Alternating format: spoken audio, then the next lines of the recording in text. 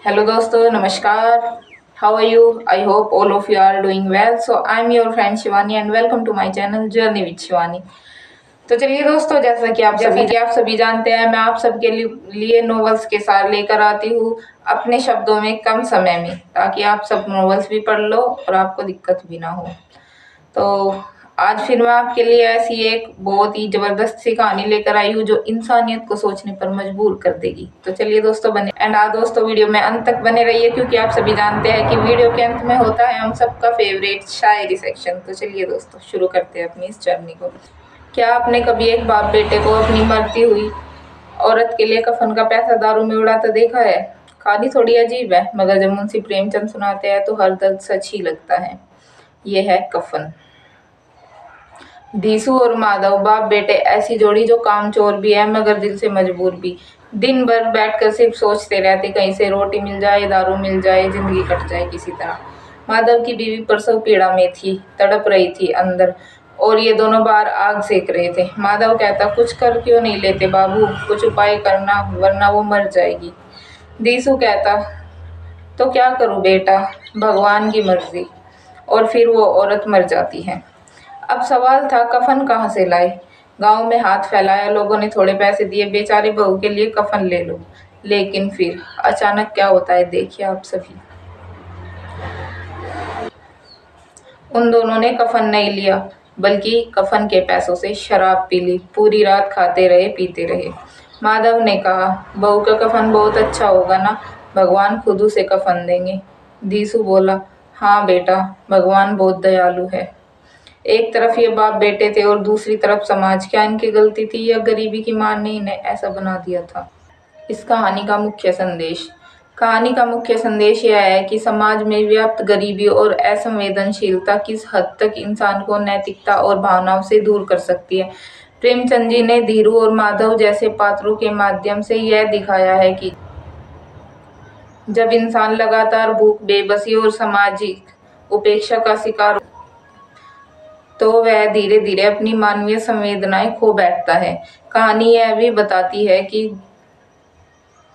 जब व्यवस्था असफल हो जाती है तो इंसान अपने स्वाभिमान और रिश्तों की कीमत पर भी जीने की जद्दोजहद में लग जाता है। एक तरफ जहाँ बहू की मृत्यु हुई है, वहीं दूसरी ओर पिता पुत्र शराब पीकर उनका कफन भूल जाते हैं। यही दृश्य समाज के क्रूर यथार्थ को उजागर करता है। चलिए दोस्तों, कहानी से क्या निष्कर्ष निकलता है, देखते हैं। कहानी का निष्कर्ष ये है कि गरीबी केवल पेट की भूख नहीं होती, यह इंसान के सोचने, समझने, रिश्तों को निभाने और जीवन के प्रति संवेदनशील रहने की शक्ति को भी खत्म कर देती है। कफन के अंत में जब धीसू और माधव अपने मृत रिश्ते, बहू और पत्नी के लिए दुखी होने के बजाय समाज से मिले पैसों से मौज कर रहे होते हैं, तो यह इस बात का संकेत है कि इंसान तब तक ही नैतिक रहता है जब तक पेट भरा हो। यह कहानी एक कड़वी सच्चाई के साथ यह चेतावनी भी देती है कि अगर समाज में असमानता और गरीबी यूं ही बनी रही तो ऐसे धीसू माधव और भी जन्म लेंगे जो इंसानियत से ज्यादा पेट को प्राथमिकता देंगे। तो दोस्तों, जैसा कि आप सभी जानते हैं कि मैं आपके लिए बड़े से बड़ा नोवेल और कहानी अपने शब्दों में कम से कम समय में आप सबको सुनाने की कोशिश करती हूँ, ताकि आपको ना नॉवेल्स खरीदने पड़े और ना आपका ज़्यादा समय भर को छू गई हो। तो कमेंट बॉक्स में ज़रूर बताना, क्या गरीबी इंसानियत से भी बड़ी हो जाती है? मुंशी प्रेमचंद जी सिर्फ कहानी नहीं सुनाते, वो हमें समाज का आईना दिखा जाते हैं।